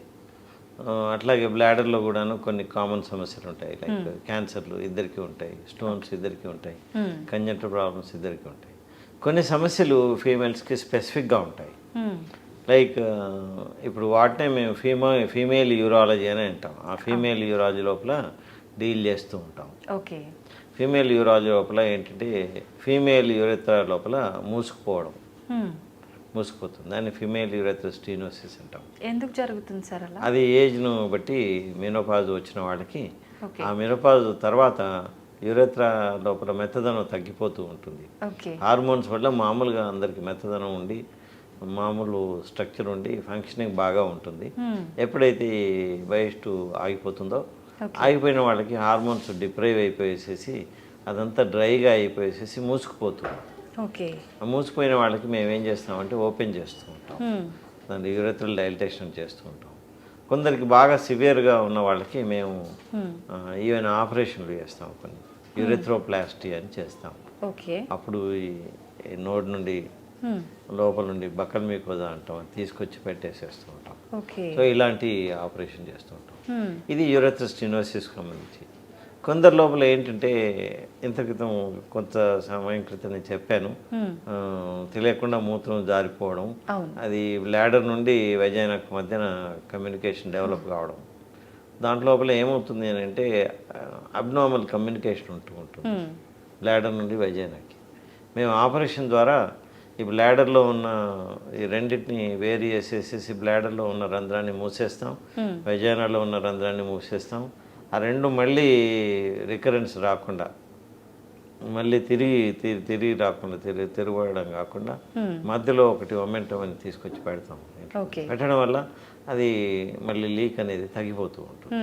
దీన్ని వెసైకోవెజైనల్ ఫిస్టులా ఆపరేషన్ అంటాం. Operation repair of the vesicovaginal fistula అని అంటాం. Repair of VVF vesicovaginal. అట్లాగే వేరియస్ ఫిస్టులాస్ ఉంటాయి ఫీమేల్స్, అవి చేస్తాం. కొందరికి ఏంటంటే పుట్టుకతో ఫీమేల్స్కి కొన్ని ఫీమేల్ ఆర్గాన్స్ అబ్నార్మల్గా ఉంటాయి. వాటిని కూడా వాళ్ళకు నార్మల్గా ఉండే ఫీమేల్స్కు అతి దగ్గరగా ఉండేటట్టుగా రీకన్స్ట్రక్ట్ చేసి ఇస్తాం. సో అది కూడాను దాన్ని డిజార్డర్స్ ఆఫ్ సెక్షువల్ డిటర్మినేషన్ అంటాం. ఈ డిజార్డర్స్ను కూడా ఆపరేట్ చేసేసి నార్మల్ ఫీమేల్ ఎక్స్టర్నల్ ఆర్గాన్స్ ఎలా ఉంటాయో అలా తయారు చేస్తాం. చైల్డ్ బేరింగ్ కూడా కావాల్సిన పద్ధతి లోపల ఎలా ఆపరేషన్ చేయాలో అలా చేసేసి child bearing provided already uterus లోపల ఉండి ఉంటే చైల్డ్ బేరింగ్ వచ్చేటట్టుగా కూడా వాటిని సర్దుతాం. ప్రాబ్లమ్స్ ఏమి ఉండవా సార్ ఫ్యూచర్లో? అంటే ఇలాంటివి చేయడం వల్ల మేము ఫాలోఅప్లో ప్రాబ్లమ్స్ కరెక్ట్ చేస్తూ ఉంటాం. వాళ్ళకి అతి దగ్గరగా తీసుకొస్తాం, నార్మల్ పీపుల్కి అతి దగ్గరగా తీసుకొస్తాం. సో ఇది ఇంకొక ఆస్పెక్ట్. చాలా రిస్క్తో కూడుకున్న సర్జరీ చేస్తూ ఉంటాం. అరుదు, రెగ్యులర్ కాదు, కానీ చేస్తూ ఉంటాం వాళ్ళకి ఇస్తూ ఉంటాం. సో ఇలాంటివి ఫీమేల్స్లో ఉంటాయి. ఫీమేల్ యూరెథ్రల్ స్టీనోసిస్, ఫిస్టులాస్, తర్వాత ఇవి ఇట్లాంటివన్నీ ఉంటూ ఉంటాయి. వీటన్నిటిని చేస్తూ ఉంటాం. తర్వాత గైనకాలజిస్టులకి అసోసియేట్ అయ్యి వాళ్ళతో కలిసి వెజైనోప్లాస్టీస్ చేస్తూ ఉంటాం. అంటే వెజైనాన్ని రీకన్స్ట్రక్ట్ చేయడం ఇట్లాంటివి చేస్తుంటాం. అప్పుడప్పుడు వాళ్ళతో కలిసేసేసి యూటరస్ ప్రొలాప్స్, తర్వాత వెజైనల్ వాల్ట్ ప్రొలాప్స్ అని అంటాం. అలాంటివి కూడా ప్రొలాప్స్ అని అంటే కిందికి జారిపోతాయి ఆర్గాన్స్. యూటరస్ కడుపు లోపల ఉండకుండా యూనిలో నుండి బయటకు వచ్చేస్తుంది, కాళ్ళ మధ్యలోకి వచ్చేసేస్తుంది. అటువంటి వాళ్ళు గైనకాలజిస్ట్ ట్రీట్ చేస్తారు. బట్ సెన్సిటివ్గా యూరెటర్స్, బ్లాడరు అవన్నీ అందులోకి వచ్చినప్పుడు వాళ్ళకు మా యొక్క సహాయం అవసరం ఉంటుంది. కలిసి రీకన్స్ట్రక్ట్ చేస్తూ ఉంటాం. ఎందుకు అని అంటే అది వీక్గా ఉండడం వల్ల, పెరీనియం వీక్గా ఉండడం వల్ల అలాంటివి జరుగుతాయి. కొందరికి హిస్టెక్టమీ చేసిన తర్వాత వాల్ట్ అని ఉంటుంది, వెజైనల్ వాల్ట్, అది కూడా ముందు కిందకి వచ్చేసి జారిపోతూ ఉంటుంది. జారిపోయేసేసి రెండు కాళ్ళ మధ్యలోకి వచ్చేస్తూ ఉంటుంది. ఇవన్నీ కూడా ట్రీట్మెంట్ ఇస్తూ ఉంటాం. ఈ రీకన్స్ట్రక్టివ్ ఆపరేషన్స్ అది ఫిమేల్ ట్రాక్ట్ కూడాను గైనకాలజిస్టులతో కలిసి చేస్తాం. సో అది కూడా ఇవన్నీ ఫీమేల్ యూరాలజీ కింద వస్తాయి. ఇవన్నీ చేస్తూ ఉంటాం. పిల్లల విషయానికి వస్తే యూరినరీకి సంబంధించి ఎలాంటి సర్జరీస్ ఉంటాయి? చాలా ఉంటాయి. ఇంత క్రితం చెప్పినట్టుగా నేను పిల్లలలో అబ్స్ట్రక్టివ్ ప్రాబ్లమ్స్ ఉండొచ్చు, పుట్టుకతో కూడా కొన్ని కంజెంటల్ ప్రాబ్లమ్స్ ఉండొచ్చు. ఉన్నది కామన్ సమస్య ఏంటంటే రిఫ్లక్స్ డిసీజ్ అంటాం. అందులోపల మామూలుగా కిడ్నీ నుండి యూరెటర్ ద్వారా యూరిన్ కింద బ్లాడర్ లోపలికి రావడమే కాక మళ్ళీ వెనక్కి ఎగదనుతూ ఉంటుంది. బ్లాడర్ నుండి కిడ్నీ లోపలికి వెళ్తూ ఉంటుంది. అలాంటప్పుడు మేము ఏంటంటే ఆ యూరెటర్ను అక్కడ డిస్మాంటిల్ చేసేసి మళ్ళీ కొత్తగా పైకి ఎగదన్నకుండా ఉండే పద్ధతిలో, ఓకే. అంటే రిఫ్లక్స్ రాకుండా ఉండే పద్ధతిలో దాన్ని మళ్ళీ రీఇంప్లాంట్ చేస్తాం. దాన్ని reimplantation of the ureter in anti reflux method అని అంటాం. ఓకే. యాంటీ రిఫ్లక్స్ మెథడ్ అని అంటాం. అలాంటివి చేస్తాం. తర్వాత కొందరికి పోస్టియర్ వాల్వ్స్ అని వస్తాయి పిల్లలలో. అంటే సార్ వాటికి ఏంటంటే బ్లాడర్ నుండి బయటకు వచ్చే తోవ లోపల మామూలుగా మనకు స్పింక్టర్ తప్పించి ఏమి ఉండకూడదు. ఓకే. అప్పుడు కొందరికి పొరలు వచ్చేసేస్తాయి పుట్టుకతో. ఆ పొరలు రావడం వల్ల యూరిన్ రావడాన్ని ఆపుతూ ఉంటాయి. ఆ పొరలు మేము తీసేస్తాం. ఓకే. వాళ్ళు తొందరగా వస్తే సమస్యలే ఉండవు. తొందరగా రాకుండా లేట్గా వస్తే మాత్రం కిడ్నీ ఫెయిల్యూర్స్ కూడా రావడం కద్దు. అలా జరుగుతూ ఉంటుంది. అంటే యూరిన్ ఇబ్బంది ఉంటేనా సార్, ఇబ్బంది లేదంటే ఉంటుంది, ప్రాబ్లం తప్పకుండా ఉంటుంది. అలా పొరలు వచ్చినప్పుడు వాటిని పోస్టియర్ వాల్వ్స్ ఉంటాం. ఓకే. అలా వచ్చినప్పుడు తప్పకుండా యూరిన్ ప్రాబ్లం ఉంటుంది.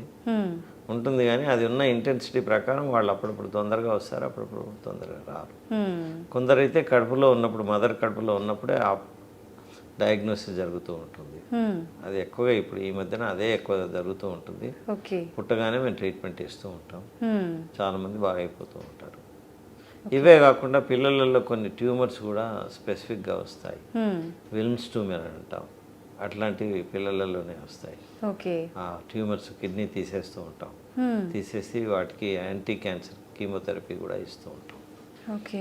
ఇవన్నీ పిల్లలలో ఉండే సమస్యలు. కొందరికి ఏంటంటే పుట్టుకతో ఈ మేల్ పెనిస్ ఏదైతే ఉంటుందో, అంగం ఉంటుందో, మామూలుగా అంగం చివరి లోపల రంధ్రం ఉండాలి, యూరినరీ రంధ్రం. అలా ఉండకుండా కింది భాగంలో ఉంటుంది. కింది భాగంలో ఉన్నప్పుడల్లా ఈ అంగం స్ట్రైట్గా ఉండకుండా ఇలా వంకరగా ఉంటుంది. దాన్ని కార్డి అంటాం. ఈ అంగం కిందన ఆర్ఫిస్ ఉండడం హైపోస్పేడియాస్ అంటాం. ఈ హైపోస్పేడియాస్ కూడా మేము ట్రీట్ చేస్తూ ఉంటాం. అంగాన్ని స్ట్రైట్ చేయడం, ఇక్కడున్న ఆర్ఫిస్ను వేరే మెటీరియల్తో ట్యూబ్ రీకన్స్ట్రక్ట్ చేసి మళ్ళీ చివరకు వచ్చేటట్టుగా, అంగం చివరకు వచ్చేటట్టుగా రీకన్స్ట్రక్ట్ చేస్తాం. సో ఇలాంటి సమస్యలు పిల్లలలో ఉంటాయి. హైపోస్పైడియాస్ కానీ, ఇంత క్రితం చెప్పినట్టు పోస్టియర్ వాల్వ్స్ కానీ, లేదా వెసిక్యులర్ రిఫ్లక్స్, రిఫ్లక్స్ అంటాం అది కానీ, ఇలాంటి, లేదా విమ్స్ ట్యూమర్స్ అంటాం, ఇలాంటివి కానీ, ఇవన్నీ పిల్లలలో ఉంటాయి. ఈ పిల్లలలో ఉండే యూరాలజీ ప్రాక్టీస్ని మేము పీడియాట్రిక్ యూరాలజీ ప్రాక్టీస్ అంటాం. మా లోపల కొందరు పర్టికులర్గా అదొక్కటే ప్రాక్టీస్ చేస్తారు. పిల్లల యూరాలజీ ప్రాక్టీస్ స్పెషలైజేషన్ అదే ఉంటుంది. సో వారిని పీడియాట్రిక్ యూరాలజిస్ట్ అంటాం. కొందరు ఇంత క్రితం మనం మాట్లాడుకున్నట్టుగా ఫీమేల్స్ యూరాలజీ ట్రీట్ చేస్తారు. వాళ్ళు అదొక్కటే ట్రీట్ చేస్తుంటారు. వాళ్ళని ఫీమేల్ యూరాలజిస్ట్ అంటాం. అంటే వాళ్ళు ఎంసీహెచ్ చేసి జనరల్ యూరాలజిస్ట్ అయిన తర్వాత ఈ సబ్ స్పెషాలిటీ లోపల ఫెలోషిప్ చేస్తారు, అనుభవం సంపాదించుకుంటారు, అందులోకి వెళ్తారు. ప్రోస్టేట్కి సంబంధించి ఎలాంటి సర్జరీస్ ఉంటాయి సార్? ప్రాస్టేట్ అనేది 2-3 రకాలుగా వస్తూ ఉంటుంది. ఒకటి, వయసు పెరుగుతున్న కొద్దీ నాన్ క్యాన్సరస్ ఎన్లార్జ్మెంట్ ఉంటుంది. దాన్ని బినైన్ ప్రాస్టేటిక్ హైపోప్లేసియా అంటాం, బీపీహెచ్ అని అంటాం. అది ఆల్మోస్ట్ అందరిలో వస్తుంది. కొందరికి 50 ఏళ్లలో వస్తుంది, కొందరికి 60 ఏళ్లలో వస్తుంది, కొందరికి 70 ఏళ్లలో వస్తుంది, కొందరికి 80 ఏళ్లలో వస్తుంది. ఎక్కువగా 60 నుంచి 70 ఏళ్ల మధ్యలో వస్తూ ఉంటుంది ఎక్కువ మందికి. దానివల్ల ఏంటంటే మూత్రం సంచి నుండి బయటకు వచ్చే తోవ దగ్గర ప్రాస్టేట్ గ్లాండ్ బాగా పెరిగి, నేను మీకు ఈ డయాగ్రామ్ ముఖంగా చూపిస్తాను. అలా పెరగడం వల్ల యూరిన్ రావడం తగ్గిపోతుంది. యూరిన్ సన్నగా రావడం, మాటిమాటికి రావడం, యూరిన్ పోసిన తర్వాత కూడా లోపల మిగిలిపోవడం, రాత్రి కూడా నిద్రలో నుండి మాటిమాటికి మూత్రం కొరకు లేవడం, ఇలాంటివి జరుగుతూ ఉంటాయి. ఇవన్నీ జరిగినప్పుడు ఆ ప్రాస్టేట్ యొక్క ఎన్లార్జ్మెంట్ని మేము డయాగ్నోస్ చేసేసి దాన్ని ఎండోస్కోపీ రూపంగా, అంటే మూత్రనాళం గుండా మేము ఎండోస్కోపీని పంపి ఎండోస్కోపీ రూపంగా దాన్ని స్క్రేప్ చేసి తీసేస్తాం. తీయడం వల్ల వైడ్ ప్యాసేజ్ వస్తూ ఉంటుంది. ఇది వచ్చేసేసి బ్లాడర్, ఇది అవుట్లెట్. ఇక్కడ ప్రాస్టేట్ పెరిగింది. పెరగడం వల్ల ఈ ప్యాసేజ్ తగ్గిపోతుంది. తగ్గిపోవడం వల్ల మూత్రం, నేను ఇంత క్రితం చెప్పాను, సన్నగా రావడం, మాటిమాటికి రావడం, తర్వాత మిగిలిపోవడం, ఇలాంటివి. మేము ఎప్పుడైతే ఇది తీసేస్తామో ఎండోస్కోపీతో, తీయగానే ఇక్కడ మళ్ళీ ప్యాసేజ్ వైడ్గా అవుతుంది. వైడ్గా అయిపోయేసి మూత్రం నార్మల్గా పాస్ చేస్తూ ఉంటారు. సో అలా అది ప్రాస్టేట్ యొక్క బినైన్ కండిషన్. కొందరికి ప్రాస్టేట్ లోపల క్యాన్సర్ కూడా ఉంటుంది. అలా క్యాన్సర్ ఉన్నప్పుడు సిమ్టమ్స్ ఇవే ఉంటాయి.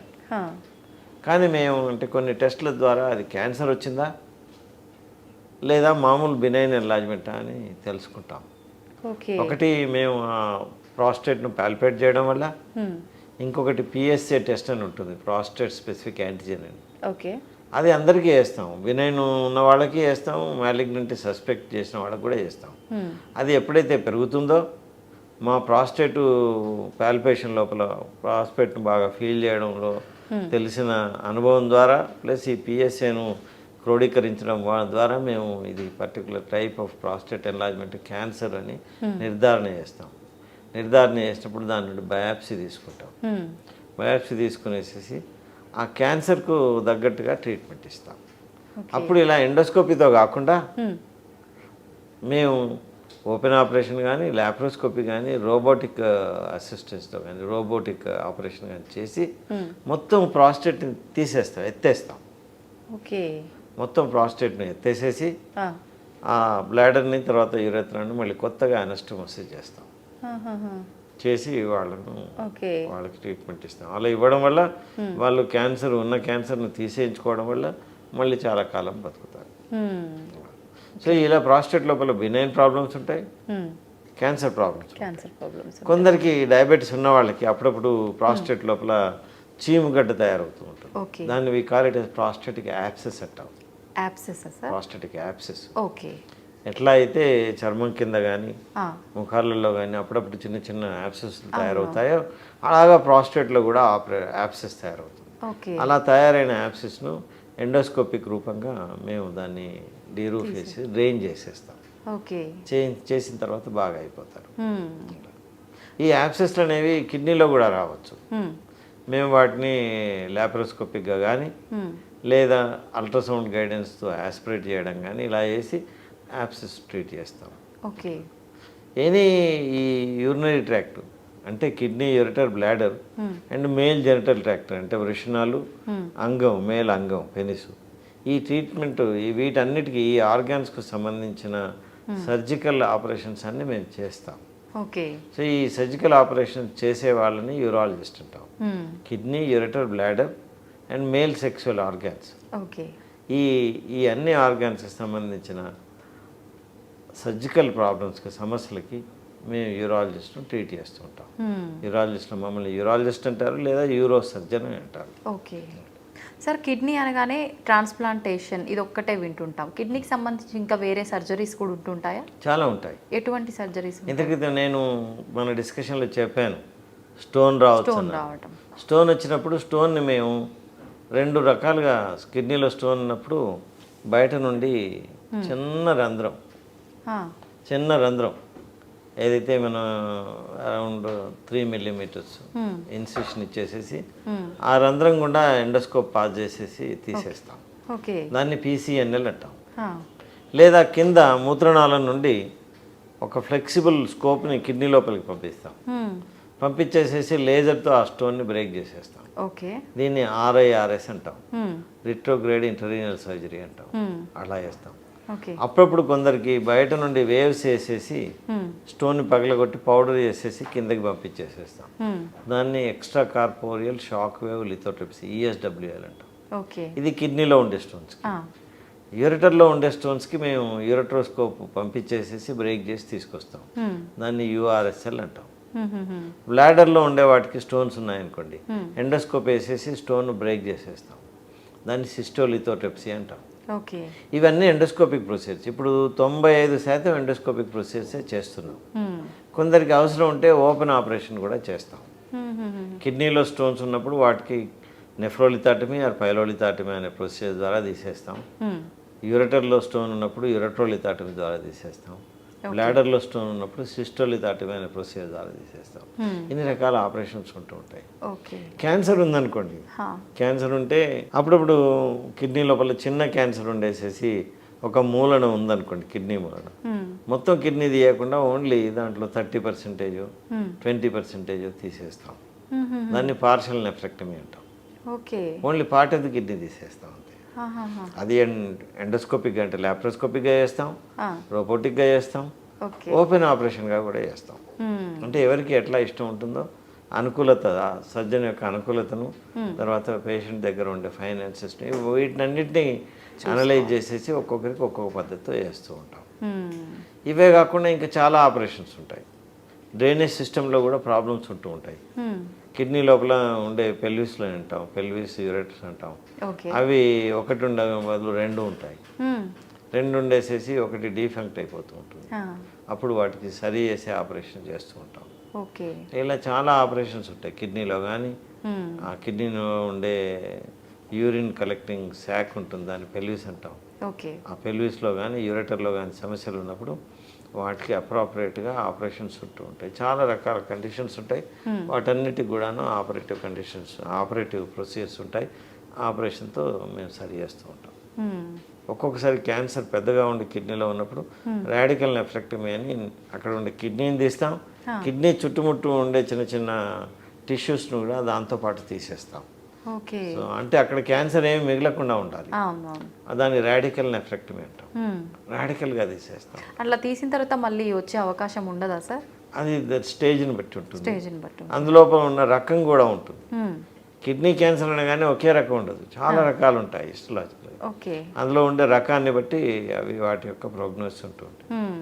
కొన్ని క్లియర్ సెల్ మ్యాలిగ్నెన్సీ అని ఉంటుంది. ఆ క్లియర్ సెల్ మ్యాలిగ్నెన్సీ ఎర్లీ స్టేజ్లో వచ్చిందనుకోండి, కిడ్నీని తీయగానే వాళ్ళు 80 to 90% పీపుల్ 5 ఏళ్ళ తర్వాత కూడా చక్కగా ఉంటారు. అదే కొన్ని వేరే వెరైటీస్ ఉంటాయి. అనప్లాస్టిక్ టైప్స్ అని ఉంటాయి, సార్కోమటాయిడ్ మ్యాలిగ్నెన్సీస్ అని ఉంటాయి కిడ్నీలో. అవి తీసిన తర్వాత కూడా మళ్ళీ రికరెన్స్ వచ్చేస్తుంది. బట్ అవి రేర్గా ఉంటాయి. నిజంగా కిడ్నీ అనగానే, యూరాలజీ అనగానే, నెఫ్రాలజీ, చాలా రకాల డౌట్లు సార్. నిజంగా చాలా వరకు అన్నీ క్లియర్ అయిపోయాయి సార్ మీతో మాట్లాడిన తర్వాత. Thank you sir, thank you very much. మంచి మంచి విషయాలు తెలియజేశారు. నమస్కారం.